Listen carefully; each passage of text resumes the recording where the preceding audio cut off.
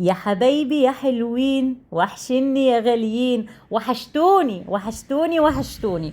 النهارده بقى يوم جديد وروتين جديد. عايزه اقول لكم روتين النهارده روتين بسيط، على قد ما هو بسيط اعتبروه مكالمه بسيطه مني، ان انا بقول لكم وحشتوني وبسلم عليكم واقول لكم ان انتوا بجد انا مفتقداكم بجد والله العظيم. مش انتوا اللي مفتقديني، ده انا اللي مفتقداكم وحاسه ان انا لوحدي. عايزه كل يوم كده اقوم اي حاجه اعملها اصورها معاكم عشان ابقى موجوده معاكم خلاص.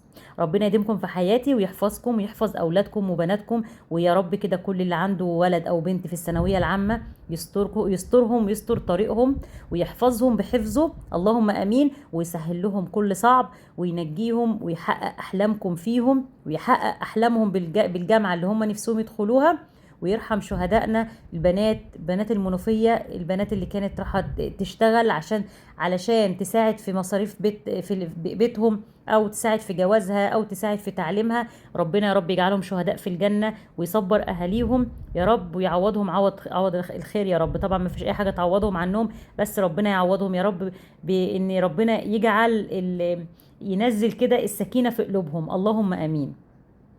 طبعا انا بادئه الروتين معاكم من العصر، قلت كده ايه مبدأ معاكم كده بعد العصر، يعني بعد ما اتغدينا كده، فقلت يا بنت قومي كده نشطي نفسك وتنشطي. وايه رايكم بقى، ايه رايكم؟ الله اكبر الله اكبر. كل اعوذ برب الفلك، انا خسيت يا ولاد الله اكبر. بس بعك بقى لي يومين. عملت امبارح محشي بتنجان، يعني انا الفيديو دوت انا عملته وعملت محشي بتنجان تمام، كلت محشي بتنجان. والنهارده كنت عامله ممبار، كلت ممبار. يعني عايزه اقول لكم ان عكيت وكلت كده ايه الحاجات المقرمشه اللي في صينيه الرقاق. انا بعك بقالي يومين، يعني بصوا عارفين انا مش مؤدبه، انا عايزه حد يديني علقه. حد يقول لي فوق يا بنت انت خسيتي اوعي تاكلي تاني. انا مش عامله رجيم، انا باكل كل حاجه، بس قطعت عيش ومكرونه ورز من بقالي يجي شهرين ثلاثه. بس ممكن اكل معلقه رز صغيره كده زي بتاعه الاطفال. ممكن اكل بتاع دوت، بس ما باكلش عيش ولا معجنات ولا اي حاجه، لان العيش دوت يعني الرز اخف منه يعني اهون منه. الحمد لله بدات بطني تنزل كده، لان بطني بدات تكبر، لان سمعت دكاتره بيقول لك على سن ال 40 كده بيبدا الدهون يبقى ليها مفهوم تاني، بعد ما كانت بتطلع في الارداف وبتطلع في مناطق كده تديك شكل انثوي، بقت بتطلع في البطن وفي الكتاف وفي الدراعات وبتديكي شكل الكمثرى، واحنا ما بنحبش الكمثرى بتنفخنا، فعايزين نرجع لشكل الانثوي، فنحافظ بقى كده. وكل اللي بادئ من 35 وعدى فوق بقى فوق فوق، ابدأي اعملي لنفسك نظام غذائي وما تستخسريش في نفسك حاجه يا اختي. والله العظيم انت بصي، انت الدفه بتاعت اللي ماشيه البيت كله. لو تعبتي ونمتي، ولا حد هيغسل مواعين ولا حد هينظف ولا هيغسل هدوم ولا هيعمل حاجه خالص. حسيت ان جسمك مكسر، حسيت انك عايزه تنامي، حسيت ان انت بتترعشي، حسيت انك بتاكلي رز او بتاكلي محشي وبعدها على طول تلاقي نفسك جالك غيبوبه وعايزه تنامي، اعرفي ان انت حضرتك داخله على مقاومه انسولين، لانها ما بتجيش في يوم وليله، ده بتاخد لها 10 سنين عشان تظهر على الجسم. واول ما بتبدا تظهر تلاقي راسك كده بعيد عنك، يعني عينيكي بتقفل وراسك نازله على صدرك كده وانت قاعده نايمه على نفسك كده زي البطايه. فخلي بالك من الحته دي، وروحي اعملي تحاليل من دلوقتي واكشفي على نفسك وظبطي، اعملي نظام غذائي. اوعي دكتور يقول لك خدي دواء سكر، اوعي. مقاومة الأنسولين مش محتاجة دواء سكر، هي محتاجة نظام غذائي. امنع عيش وسكر ومكرونة، عيش وسكر ورز ومكرونة، كفاية عليكي معلقتين سكر كل يوم، كفاية عليكي معلقة رز لو نفسك فيه، بس اقطعيه أحسن شهرين ثلاثة كده، وابدأي بقى نظمي نفسك وكلي معلقة واحدة عادي او كل ربع رغيف. يعني بعد ما وزنك ينزل وتتظبطي كده ارجعي كلي، هتلاقي نفسك مصحصحه ومش هتنامي تاني، وهتفضلي مصحصحه كده وعندك طاقه ونشاط. ويعني بقى لو جبتي فيتامين د معاكي تو، مش عارفه انا كنت جبته اسمه ايه صراحه، بقى في يوم كده هبقى اقعد معاكم واحكي معاكم بقى ايه، بس منزل بس جسمي ينزل كمان، عايزه ابقى رفيعه ورشيقه كده. ما بحبش التخن، مع ان بتوع متغمر كلهم، انا من متغمر بقى كلهم بيحبوا يبقوا شبه البط كده المتزغط. فعايزه اقول لكم ان دي الكبه اللي انا قلت لكم عليها اديني بعمل معاكم فيها هي، عشان ما حدش يقول لي انت طالعه تعمل لنا دعايه عليها، والله لو ما حلوه ما هقول لكم هاتوها. ستار ماتيك. انا طبعا قشرت بقى شويه بصل، هنعمل بقى شويه اكل كده مع بعض هنجهزهم لتاني يوم، اهي يا جماعه ستار ماتيك. عايزين رقم التليفون بتاع الشركه احطه لكم في اول تعليق مثبت ان شاء الله. بصوا هي التواصل مع الشركه على طول، ولو هما ما ردوش عليكم اكتبوا لي في الكومنتات وانا اكلمهم واخليهم يردوا عليكم، او بس انا جايبه لكم ارقام تليفونات، مش جايبه لكم كمان لينك البيج، لا ده رقم تليفون على طول منكم ليهم. حطيت شويه زيت وحطيت عليهم قرنين شطه كده، يا ريتهم طلعوا شطه ما بيشطشطوش برضو. وعندي معلقه كده من الدهن اللي احنا كنا عاملينه على وصفات رشروشه. بنزل عليها فيديوهات كل يوم الساعه 12 الظهر. الناس اللي عايزه تعمل غدا حلو وسريع، اللي عايزه تعمل حاجه حلوه، بننزل حاجات اقتصاديه كده وحلوه، وفي دقايق معدوده 3 4 دقايق 5 دقايق بنعمل فيديو قصير كده مفيد وفي نفس الوقت اقتصادي ان شاء الله. يعني على قد ما نقدر، لان مفيش حاجه عادة اقتصاديه، على قد ما نقدر بنحاول نعمل حاجات اقتصاديه. المهم بقى دلوقتي البصله دبلت مع قرن الشطه اللي انا فرمتهم.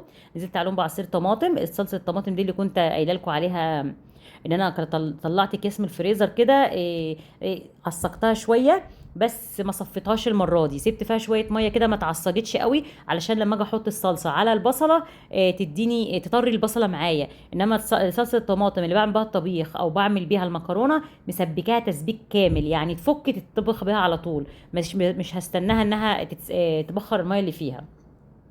نعصق بقى ايه، نعصق طاسه ربع كيلو لحمه كده. ده ربع كيلو لحمه مفرومه. انا لما بجيب لحمه بقطع بقسم الكيلو على 4 اكياس. عارفين ان انا بقالي كام يوم ما صورتش معاكم روتين ولا منتجت. حاسه ان انا داخله جديد كده، وحاسه ان انا لساني شاكب راكب على بعضه ومش بيتكلم، تحس ان انا بتهته.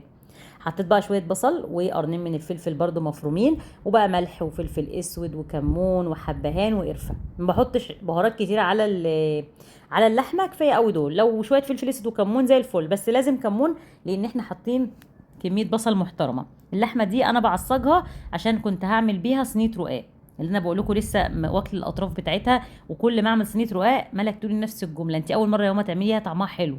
يعني انتوا متخيلين كل ما اعمل صينيه رقاق تقول نفس الجمله، انت اول مره تعملها طعمها حلو. يعني انا بعملها على طول طعمها حلو بقى بكده، كل مره تقول نفس الجمله، سواء الرقاق الطري او الرقاق الناشف او الجلاش. انت اول مره يا ماما تعملها طعمها حلو، انتوا متخيلين. عصقت بقى اللحمه وهات عليها النار. وطبعا العيال جعانين، ويوسف كان جاي من الجيم فقال لي يا ماما انا جعان اعمل ايه. لقيت عندي يا اولاد شويه شعريه، ما انا جايبه فاكرين الشعريه اللي كنت جايباها في رمضان. حمرت شويه كده بحبه زيت وحته سمنه بلدي، وبعد كده حطيت شويه سكر وبنزل عليها بالميه، ومعانا احلى شعريه حلوه، حاجه سهله وسريعه وتشبع العيال بالليل. احنا كنا بالليل دلوقتي، كنا تقريبا من الساعه 12. فعملت لهم بقى، وانا ماسكه نفسي ومش عايزه اكل، خلوني انا بحبها. احنا اصلا متربيين عليها، كل الغمرويه تقريبا بيعملوها. يعني شعريه بالسكر كده احلى حلو.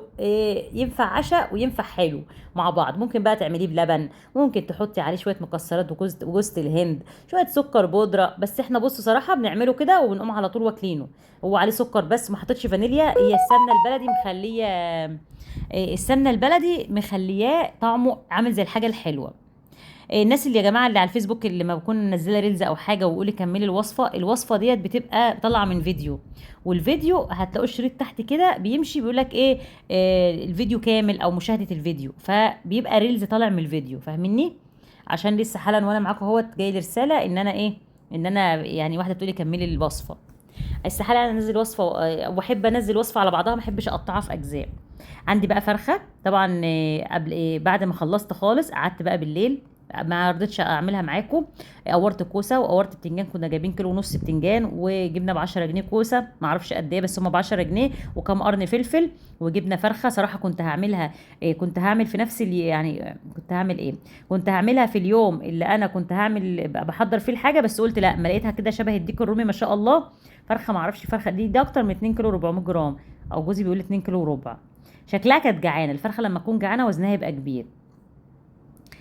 فسوكتها كده او عملتها بشويه بصلايه وطماطمايه وملح وفلفل اسود وكمون وحبهان. وبعد كده حطيت شويه ميه في الحله عشان الفرخه ما تلزقش مني. بس بصراحه لما بقطع الفرخه بيبقى لها طعم تاني. يعني نصيحه، ما تعمليش الفرخه بحالها كده، لما قطعيها مره واعمليها شوحيها في الحله زي اللحمه، وبعد كده حط لها الميه المغليه واعمليها بحالها كده، هتلاقي طعم المقطعه احلى بكتير. جبت بقى شويه رز المحشي بغسله بس ما بنقعوش ولا اي حاجه، حط عليه شبت وبقدونس وكزبره، طبعا جهزتهم من بالليل. وبعد كده ده تاني يوم بقى، وبعد كده حطيت عليه الصلصه اللي احنا سبكناها. عارفين بقى الاكل ما بياخدش معاكم وقت، بس انا بياخد معايا وقت، مش هنكر ومش هكدب عليكم، لان انا سليم بيبقى ليه راي تاني. يعني انا النهارده جاي اعمل الاكل، خلاص بقى هخلص على الساعه 4 اكون مخلصه، لا ماسك ديل جلابيتي وبصوا عينكم ما تشوفوا الا النور. خلانا اكلنا بعد المغرب بكتير. فالحمد لله، ربنا يحفظه يا رب، يحفظ اولادنا اللهم امين. نقلب بقى كده، هم قاعدين قدامي طبعا. احنا في اليوم دوت كنا هناخد الاكل ونروح ناكله بره، احنا بنروح نقعد في الهواء الطلق كده، الجو حر في الشقه قوي، والجو كاتم، وتحسه اصلا مش عارفه في ايه في الشقه اصلا، فالواحد بيخرج بره يحس ان هو بيتنفس كده، بيشم نفسه. انا اكتر حته بحبها في البيت كله المطبخ. اقسم بالله. لا بص، مش اليومين دول بس، لا ده من يوم ما خلقني ربنا انا بحب المطبخ، بعشقه عشق كده. المهم بقى دلوقتي الفرخه خلاص غيرت لونها، بعد كده هنزل عليها بميه مغليه، والحمد لله جوزي صلح لي الكتل. ركب زرار، هو اللي ركب الزرار، ما وداش الكتل لابو هاجر، هو اللي ركب الزرار. صلح الكتل، وجاب موتور للمروحه، المروحه التوشيبا بتاعتنا الموتور بتاعها اتحرق برضو، جاب موتور ب 650 جنيه. الموتور المروحه التوشيبا ب 650 جنيه، وقعد معايا حشى المحشي، حشى 3 بتنجانات. بس بقول لكم سليم كان ليه رأي تاني فقام قايم. فكان كل ما يحشي بتنجانيه اقول له بص انت مش كابسها، بص انت ماليها، بص يعلها رز. بيقول لي انا لو عملت ايه مش هتقولي عليه حلو. على فكره انا واحده، انا رزله، انا والله العظيم صحابي كان في النادي يخافوا يطلعوا حاجه جايبينها، يقول لك اصل انت هتنتقدينا. والله ما رزاله مني، بس انا بحب ايه، اقول له يعني ايه، انا بعلمك الصح. فاهمني؟ غسلت بقى كل حاجه طلعت معايا طبعا، وازازه الزيت اللي بتمسكيها تغسليها، ما تعينهاش كده وهي ملزقه. إيه كانوا نزلوا بقى هم جابوا لي من السوق كيلو باميه وفلفل، هنعمل بيها ريسه فلفل ان شاء الله الروتين الجاي باذن الله. وكمان جابوا 3 بطيخات، منهم بطيخه طلعت بايظه، وبطيخه النهارده طلعت مسكره. وقلت بقى ما اعمل لهم العزيزيه دي بقى ان شاء الله انزلها لكم على وصفات رشروشه. حبيتش بقى ان انا اكلكع لكم الفيديو قوي، لان في ناس ما بتحبش الكلكعه. وايه رايكم في الاسدال ده عليا لسه جديد؟ عارفين جايباه بكام؟ اقسم بالله العظيم جايباه ب 250 جنيه، وحياه ربنا بس ب 50 جنيه مصاريف شحن. لقيت جروب كده معدي عليا، فانا نفسي اخد اللي فيه الحاجات اللي هي التايجر المدوره دي، فجربته حلو قوي، وطاري كده كأني مش لابسه لبس اصلا. نزلت بيه على فكره، وبغرف بقى، طرطشت الملايه وبهدلت الدنيا. صفينا الصوص اللي كان اللي كان جوه المحشي، وبعد كده غرفنا، والكوسايه اللي مسكها في ايده ديت كانت صاحيه. وادي العزيزيه بشوقكم بس لغايه ما اجمع الفيديو وانزلها لكم على وصفات رشوشه باذن الله في فيديو صغير كده تعملوها. عايزه اقول لكم طريه وناعمه كده، ومش مش مجبسه وملزلزه، وبصوا حاجه عسل، وشايفين سمكها جميل ازاي، طعمها حلو قوي. انا اكلت الحته ديت وكلت كمان حته زيها، واقول لكم انا مبوظه الدنيا بقالي يومين بجد. والله يا جماعه حافظوا على صحتكم، خسوا والله. التخن ما حلو ولا بيوجع العمود الفقري، يوجع الركب، وكمان بيكون دهون على الكبد ودهون في الامعاء. ربنا يحفظكم ويسلمكم يا رب. اسيبكم في رعايه الله، سلام عليكم.